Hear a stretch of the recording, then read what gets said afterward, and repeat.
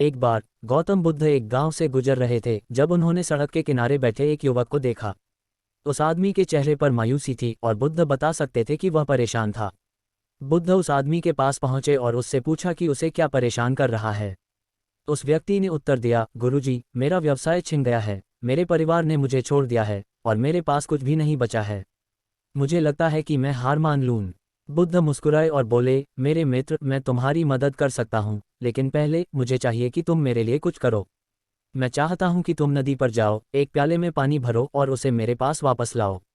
उस व्यक्ति ने जैसा कहा गया था वैसा ही किया और पानी का प्याला बुद्ध के पास वापस लाया।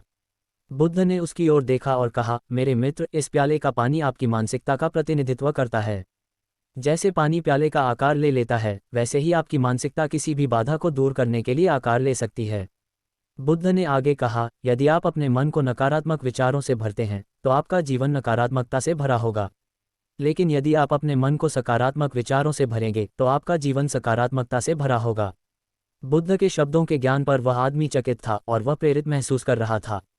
उसने महसूस किया कि वह अपने जीवन में नकारात्मक चीजों पर ध्यान केंद्रित कर रहा था और अपने जीवन को बदलने के लिए उसे अपनी मानसिकता बदलने की जरूरत थी। बुद्ध का पाठ मनुष्य के साथ रहा और उसने अपने जीवन के सकारात्मक पहलुओं पर ध्यान देना शुरू किया। उसने कड़ी मेहनत करनी शुरू कर दी और अपना व्यवसाय फिर से शुरू किया। धीरे धीरे लेकिन निश्चित रूप से उसके लिए चीजें घटने लगीं और उसने अपने परिवार का विश्वास और समर्थन वापस पा लिया। वह आदमी एक बार फिर एक सफल व्यवसायी बन गया, लेकिन इससे भी महत्वपूर्ण बात यह थी कि उसने एक सकारात्मक मानसिकता विकसित कर ली थी जिससे वह अपने रास्ते में आने वाली किसी भी बाधा को पार कर सके। उस दिन से उन्होंने हमेशा बुद्ध के पाठ को याद किया और इसे दूसरों को सिखाया, उन्हें एक सकारात्मक मानसिकता विकसित करने और अपने सपनों को हासिल करने के लिए प्रेरित किया।